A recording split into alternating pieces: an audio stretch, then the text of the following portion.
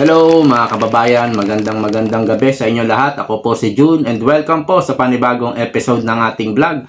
At mayroon na namang press conference si Boying Rimulya.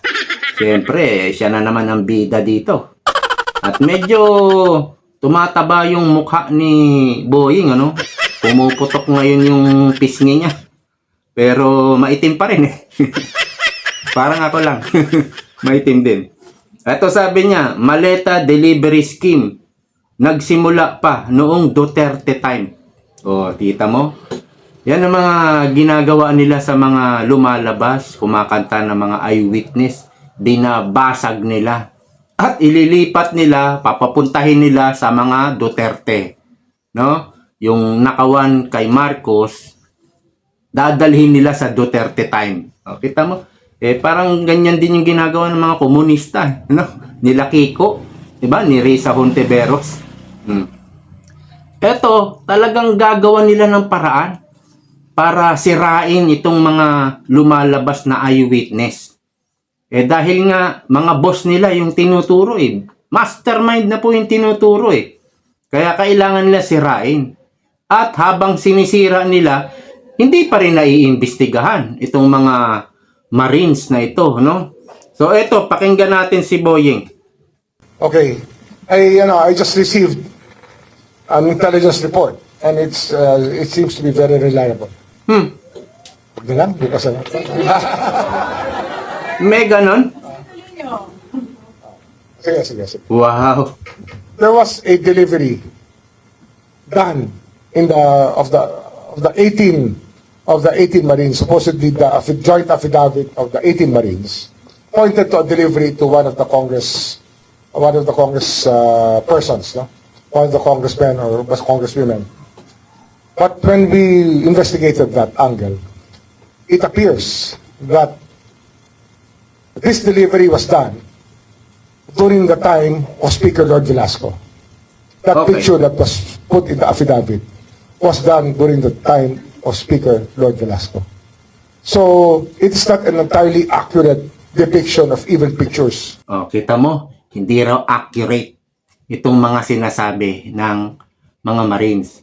At there was a time, no, na yung delivery, panahon pa ni Duterte. Panahon nung speaker si Lord Velasco. At dineliver daw ito, at dito dito mo mahuhuli si Boying. Dineliver daw ito sa isang congressman or congresswoman. Hindi siya sigurado, no? At yung sinasabi niya galing sa intelligence. Ilabas mo yung nagsabi sa iyo, yung source mo. Yung informer mo, ilabas mo. 'Di ba? Para siya yung nakakaalam O siya yung nakaalam. Ilabas niya. No? 'Di ba tama? O tuloy. What you see here is really a manipulation of facts to make it appear that that was that. But actually, they were playing with timelines. And this is one timeline that they played with, that this happened before the term of President Marcos. Kita mo? Manipulating of facts. At hindi daw ito nung panahon ni Marcos. Hindi naman lahat sinasabi niya, no? There was one. Isang picture lang. Isang picture lang, Sabi, na yung time na yan, yung picture na yan, panahon ni Duterte. Mamaya sasagutin natin yan. Some of them, at least, one picture that showed, that was used in the affidavit, would show us that it was done during the time of Lord Velasco as Speaker of the House. At least just one of them. I'm not talking about the others, but there was one picture there that was put in the affidavit that was actually taken before we assumed office. Malinaw, Malinaw. Isa lang. Isang picture lang. So, hindi rin magmamatter. Hindi rin magmamatter. Pwede naman magkamali yung testigo sa kanilang inilalabas na ebidensya. Tao lang yan Di ba? Isa lang. Hindi magmamatter So, malabo din itong magtagumpay itong ginagawa ni Boying na pagsira sa mga Marines. maleta na dineliver sa isang tao. Ang report sa amin, pero yun naman. Pero yung report niya, it was delivered during that time. So, you're talking about something happening before 2022. Ano dito? I have reason to believe that Mike Defensor was called to task already by people concerned with that picture that was shown.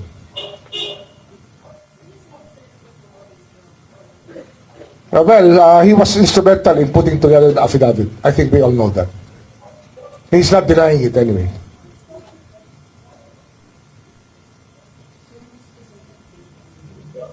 I find out again, but it's a very reliable person telling me that that picture was taken before Marcos. during the time that Lloyd Velasco was still the Speaker of the House. Okay. So, sasagutin natin yan, ano? May mga sinabi yung mga Marines na mayroong kasing empleyado, tauhan si Saldico na 9 years na, matagal na, 9 years. E di nagsimula yung panahon pa ni Duterte. Yung iba 7 years, yung iba 5 years na. Yung iba mga 2 years pa lang. Ang sabi ng ibang Marines, dati pa sila nag-deliver, pero paisa-isang maleta lang. Paisa-isa. Noong panahon siguro ni Duterte, paisa-isa. At inamin naman niya ni Duterte, 'di ba? At nasa news din, na may ghost project, sinasabi yan ni Duterte. Pero kaunti lang ang korupsyon. Yun po ang pagkakaiba dati. At sabi nga ng mga Marines, paisa-isa lang. Isa, dalawa siguro, marami na yun. Ang delivery nila. Eh ngayon, 3 times a week. Ha? Every week yun, 3 times.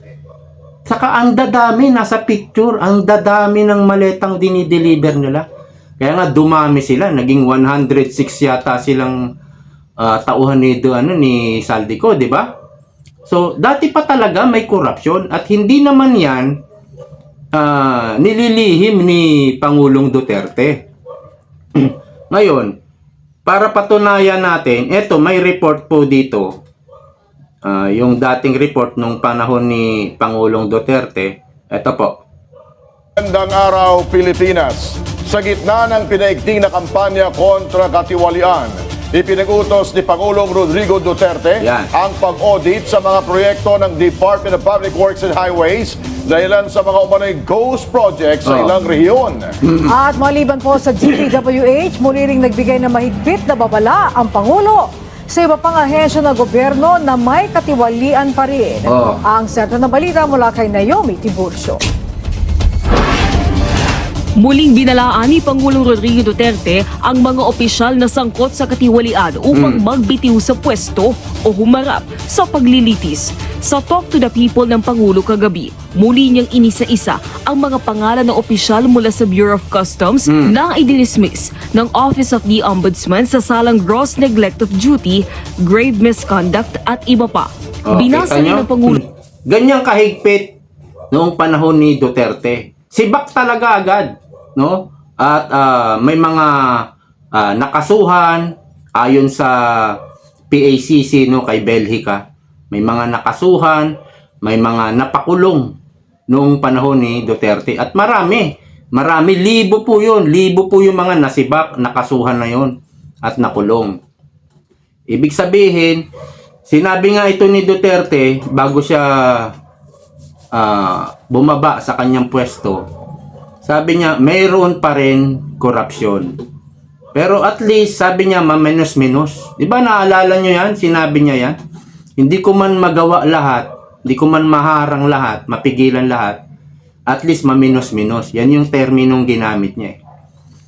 At dito po, sa panahon ni Duterte, kahit mahigpit ang pagbabantay ni Duterte, mayroon pa rin talagang mga, alam mo yung mga sakim talaga, na magnanakaw, susubok pa rin, magtatry pa rin kahit mahigpit ang bantay. Parang yung sa bangko. Di ba may bantay ng gwardya, 2, 3 gwardya, nakadisabog pa. Pinapasok pa rin kahit mahigpit na yung bantay Basta meron talagang intensyon na magnakaw yung taga-gobyerno dyan. Magnanakaw at magnanakaw talaga. Pero hindi nakakalusot. Dismiss, sibak sila kay Duterte. Tuloy nga natin.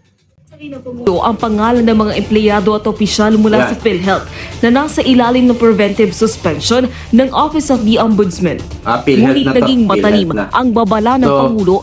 Diyan po, makikita natin si Boying Rimulya na ginagawa ng paraan na masira itong mga Marines. At sinabi din ng Marines na mula 2022 hanggang 2025, doon nagsimula yung maramihan na deliveries nila 3 times a week sa loob ng halos 3 taon.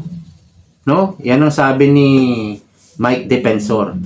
At doon sa nabanggit na taon, 2022 hanggang 2025, 2022, presidente pa po si Pangulong Duterte noon. From January hanggang May, di ba? Di ba? 2022 si Pangulong Duterte pang nakaupo noon. Yung bago mag-eleksyon. O di ba? At yung pag ikaw ay malapit ng bumaba sa termino, diyan nagsusumusubok yung mga magnanakaw. Di ba? At maaaring bago bumaba si Pangulong Duterte, may mga nakawan na diyan sa DPWH. At yung mga deliveries na yon, baka isa doon. 2022, panahon ni Pangulong Duterte na napasama. Kaya mayroong nasagap na intelligence si Boying Rimulya. Maaring tama, pero hindi magmamatter dahil ang daming mga tinuturo yung mga testigo, mga tauhan ni Saldico. Hindi magmamatter yung isang photo, sabi ni Boying.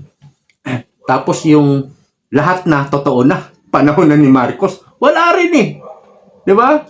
Wala rin kwenta itong sinasabi ni Boying. At least siguro masisira niya ng kaunti itong mga Marines. So, yan talagang gagawa nila ng paraan. At sa ibang topic tayo, ito, 24 na Pinoy tinulungan ng Singapore na makalikas sa Middle East. O, kita nyo?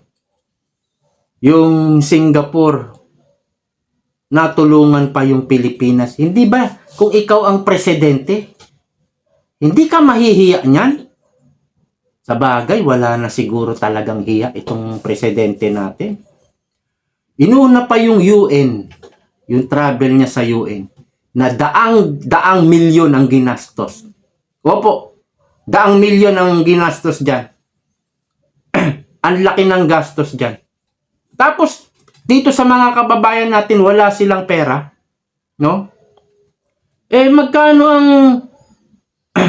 Magkano ang budget ng OWA? Ito, 4.2 billion. Ano ang trabaho ng OWA?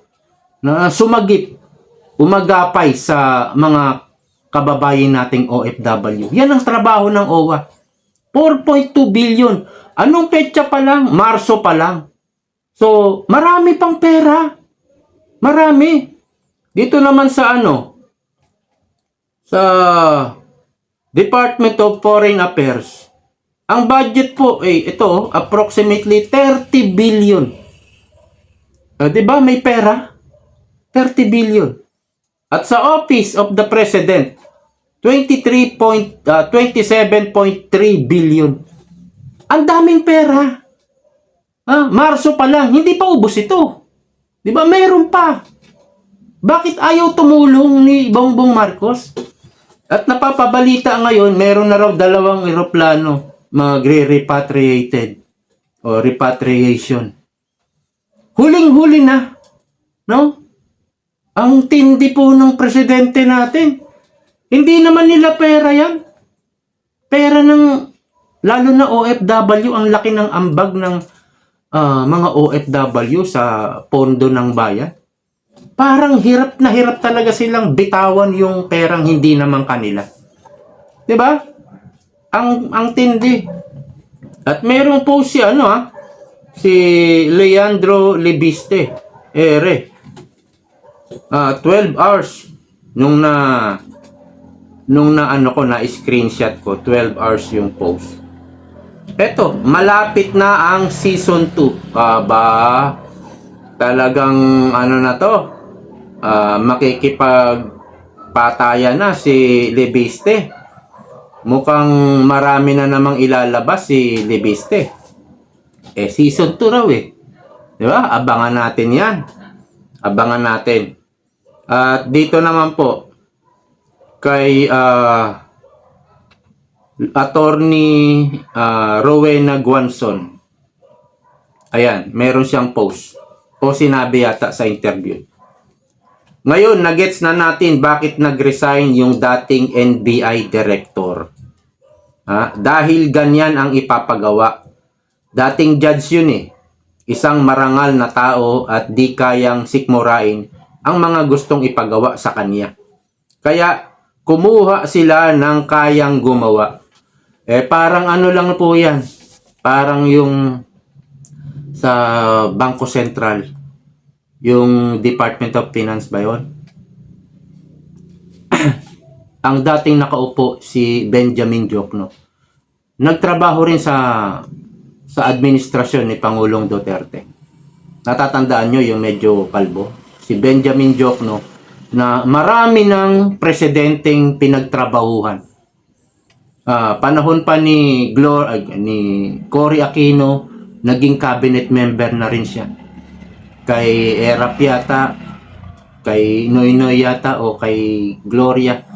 Marami na po siyang presidente, administrasyon na pinagtrabahuhan. At wala pong kahit isang record na naibalita na itong taong to nasangkot sa korupsyon. Si Benjamin Diokno. Nawala po yun. Hindi po press con na nag-resign siya, hindi nag-press release, wala, biglang nawala lang. Parang ganun po yun. After nung nawala ni Benjamin Diokno, alam niyo kung ano nangyari? Pumutok ang balita, 25 tons of gold na benta ng Bangko Sentral. Ganun. Ganun po ang nangyari. So, kapag ayaw mong sumunod, inappoint ka ni Pangulong Duterte, hindi mo masikmura. Diba? Magre-resign ka talaga. Or pagre-resignin ka. Kukuha ng tao si Bongbong Marcos yung mapapasunod niya. Kagaya ni Nicolas Torre III. III ba? Tama ba yun? III ba siya? Alias Diwata. Ang bilis mapasunod ni Diwata, di ba? So, ganun. Tama itong sinasabi ni Attorney Rowena Guanzon. Kaya pala nag-resign yung dating NBI director, hindi mapasunod ni Bongbong Marcos. At ito pa, i-share natin yung yung video ni Miriam Defensor. Ito medyo luma pa. Panahon siguro ni Noynoy Aquino to. Ito. Wait lang. Ayan na. Tanong ko ngayon, itong si bakla na ito, anong ginawa ko sa pera pag-upa? Hindi ka man yata nag-uupa ng opisina. Saan mo binibigay ang pera na yon na pag-upa? Ang pinunsa mo? Lacson bucket beside Santiago's insult. In your face, Lacson, tinawag ka ni Miriam Defensor na bakla. Ano ba ang nalalaman ni Miriam Defensor? Bakit talagang hayagan na sinasabi ang tawag daw sa'yo Pinky? May tumatawag sa'yo na Pinky. At ito in your face, harap-harapan sa pagmumukha mo. Tinawag kang bakla.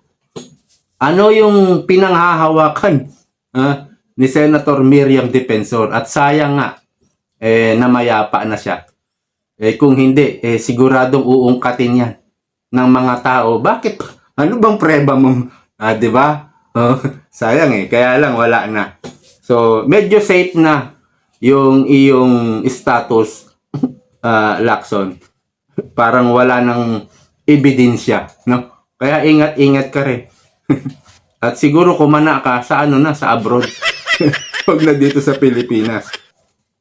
So, yan po ang mga bali-balita, no? At wala na tayong maidadagdag. At sa impeachment naman ni BP Sara, ang alam ko, ang huling balita ay binibigyan ng 10 days ang kampo ni BP Sara para sumagot. So, malapit-lapit na yan. Malapit-lapit nang maubos yung 10 days at baka sumagot na yung kampo ni BP Sara dyan sa impeachment. At yan ang pinakaaabangan ng marami. So, abangan po natin yan at subaybayan natin. Hanggang dito na lang. See you next time. Bye-bye!